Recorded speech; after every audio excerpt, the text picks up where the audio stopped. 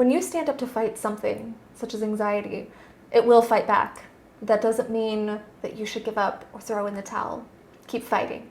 Hello everyone, thank you so much for joining me here today. If you're new, I'm Amanda. Welcome to the channel where we are all about shattering the mental health stigma. If you haven't already, please make sure you make sweet, sweet love to that subscribe button. Give the bell a few kisses so you're not missing any of this content designed to help you with your mental health or help you help someone else. Today, I'm going to be reacting to Inner Demons by Julia Brennan. This is a request from my beautiful soul of a patron, Erin Didlow. Thank you so much for your love. I love you so much in return. I don't know of Julia, but man, do I know of inner demons, and I don't think there's anyone here that can't relate to the idea of some kind of inner darkness. So let's see what her inner demons have to say. They say don't let them in. Close your eyes and clear your thoughts again. But when I'm all alone, they show up on their own. 'Cause inner demons fight their battles with fire. Yeah. Inner demons don't play by the rules. They say just push them down, just fight them harder. Why would you give up on it so soon? So angels, please just keep on fighting. Angels, don't give up on me today.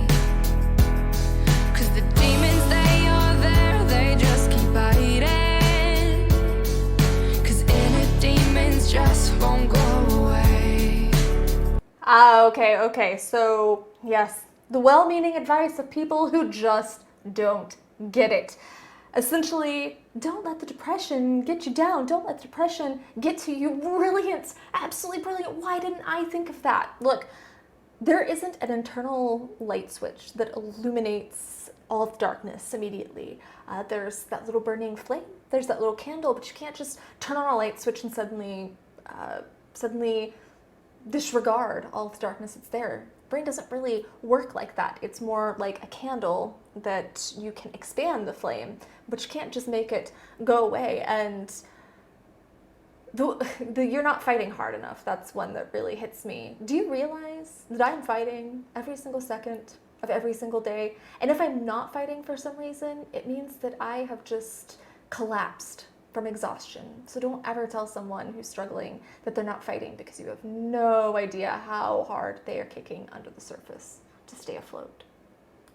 So angels, please hear my prayer.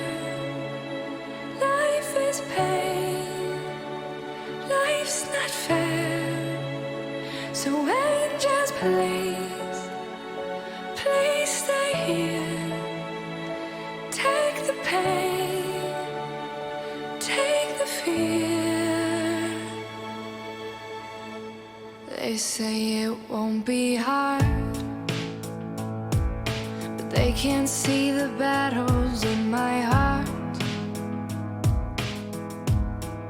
But when I turn away,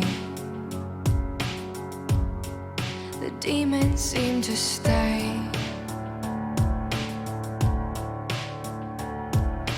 Inner demons don't play well with angels.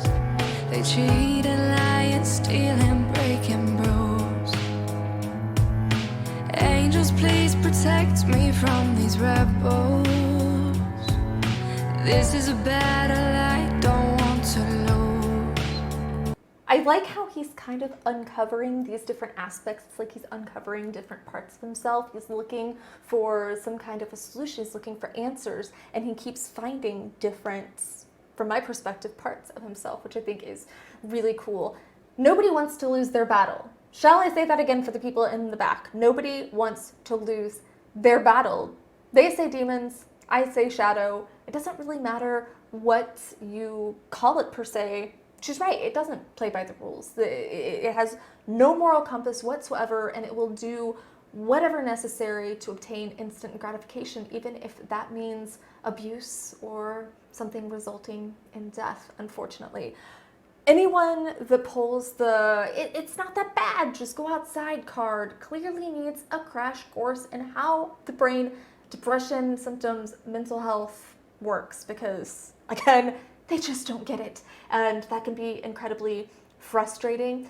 I just realized why piano sounds so mournful in many ways. It's because once you hit the note, it immediately begins to fade, it immediately begins to die. It's already on its way out. So it's almost a reminder of that demise, of that disintegration of each moment, the passing of each moment. So that's just a weird little thing that came to me, but that's why I think it sounds so mournful. But I love when you have the mournful sound to the empowering lyrics, because it reminds me of that juxtaposition in our life, that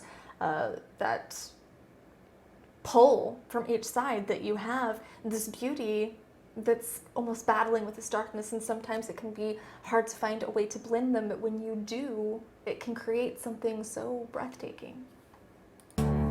So angels, angels, please just keep on fighting.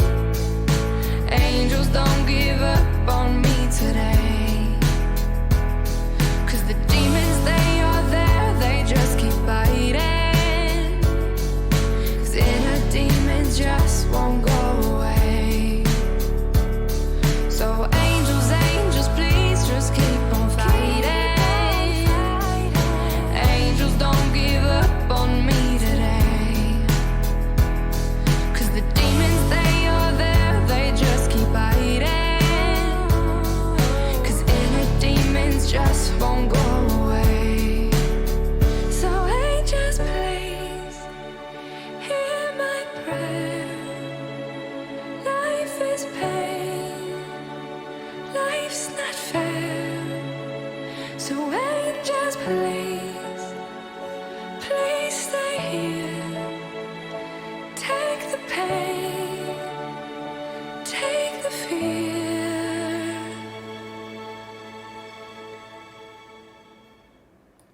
I like that it's represented through a mirror, because that means that the thing that he was searching for, the strength that he was searching for, that angel that he was searching for, was in him. It was a part of him. And once he figures that out, he starts putting up more mirrors so that he can see more of it. So he's adding more of what's serving him to his life, more of what's bringing him that joy and that comfort and that healing. So I really liked that imagery.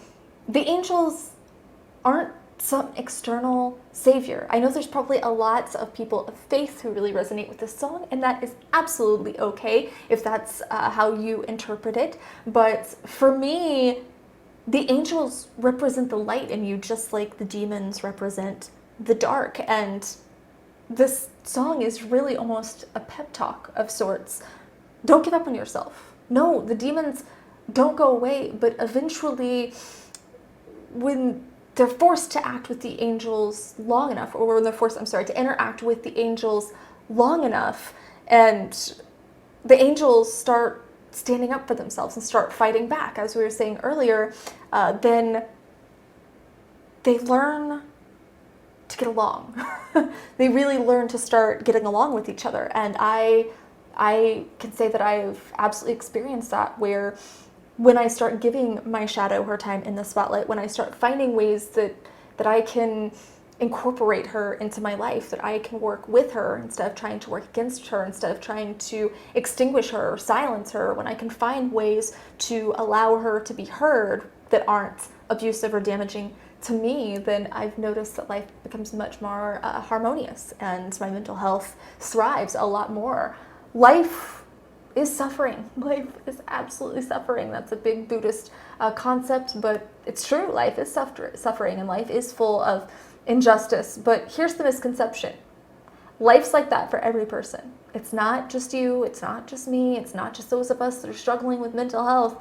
Life is suffering, and life is unfair for every single person. And we'll end up driving ourselves nuts if we try to believe that this is happening specifically to us, right? Because it's just not. But we'll end with some John Kramer wisdom from Jigsaw from the Saw series. I know that's a bit unorthodox, but in one of the movies he said the only thing that matters is how you play the cards you're dealt. That's all that matters. It doesn't matter what cards you're dealt. It matters that you stay in the game. It matters that you keep playing. It matters that you don't give up. And it matters that you try to find the best hand you can with the cards you're given.